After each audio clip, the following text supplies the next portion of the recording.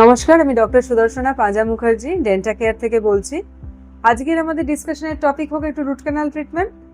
আমরা অনেকেই root canal নিয়ে অনেক ভয় পাই, অনেক কিছু জানার আগ্রহ প্রকাশ করি, কিন্তু প্রপার সঠিক তথ্যটা হয়তো সবসময় খুঁজে পাই না, তাই না?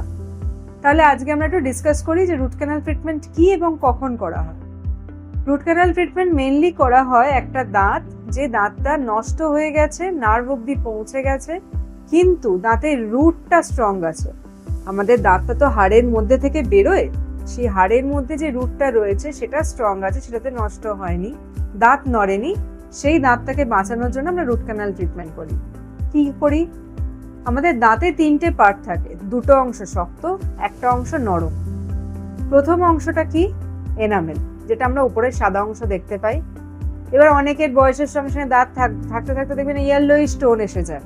সেটা কি না, ভেতরে ডেন্টিন বলে একটি লেয়ার থাকে, সেটা এনামেলের মতো শক্ত নয়, কিন্তু সেটাও শক্ত, সেটা হচ্ছে ডেন্টিন। থার্ড যে লেয়ারটা, দাঁতের ইনার মোস্ট লেয়ার, সেটা হচ্ছে পাল্প।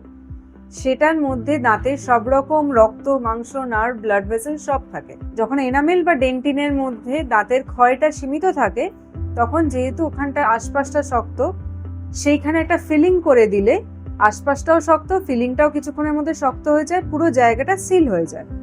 কিন্তু যখনই ওই রক্ত মাংসের পিণ্ড মানে পাল্প অব্দি দাঁতের ক্ষয়টা পৌঁছে যাচ্ছে, তখন আর ওই নর্মাল ফিলিং করে দিলে হয় না, কারণ ওই পুরো রক্ত মাংসের পিণ্ডটা ইনফেক্টেড হয়ে যায়।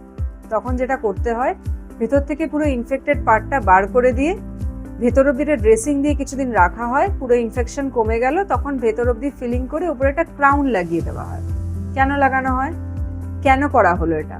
কারণ এই যে ইনফেক্টেড পার্টটা, এটাই পরবর্তীকালে আবার দাঁতের সমস্যা তৈরি করতে পারে। তো সেই ইনফেকশনটা আমরা বার করে দিলাম, বাকিটা তো খোলসটা তো শুধু রেখে দিলে খোলসটা ভেঙে যাবে, তো সেই জন্য ভেতর অব্দি ফিলিং করা হলো। এবার উপরে যে পোর্শনটা রয়ে গেল, সেটাকে কি করে প্রোটেক্ট করব? তার জন্য হচ্ছে ক্রাউন। লাভ কি? এই যে দাঁতের আপনার গোড়ার থেকে বেরিয়েছে, সেই স্ট্রেংথটা রয়ে গেল। আপনার দাঁত, নিজের দাঁতের যে জোর আপনি পান, সেটা পেয়ে যাচ্ছেন। একটা চেঞ্জ হবে, সেটা হচ্ছে দাঁতটা মনে হবে যে ওখানে একটা ডেড টিস্যু রয়েছে, আপনি একটা কাঁচের ওপর কামড়াচ্ছেন বা পাথরের ওপর কামড়াচ্ছেন, সেই ফিলিংটা থাকবে। দ্যাট ইজ অ্যাবসলিউটলি নর্মাল, ওটা কিছুদিনের মধ্যে অ্যাডজাস্ট হয়ে যায়। বাট আপনার দাঁত যে গোড়ার থেকে বেরিয়েছে, সেই স্ট্রেংথটা রয়ে যাচ্ছে। আপনার দাঁতের কোনো রকম তুলতে হচ্ছে না, তোলার জন্য যে হ্যাজার্ডসগুলো হচ্ছে সেটা হচ্ছে না, আপনি নিজের দাঁত দিয়ে চিবিয়ে খেতে পাচ্ছেন। আর আপনার দাঁতের যে পোর্শনটা নষ্ট হয়ে গেছিলো, সেটা রিপেয়ার করে দিচ্ছে ক্রাউন।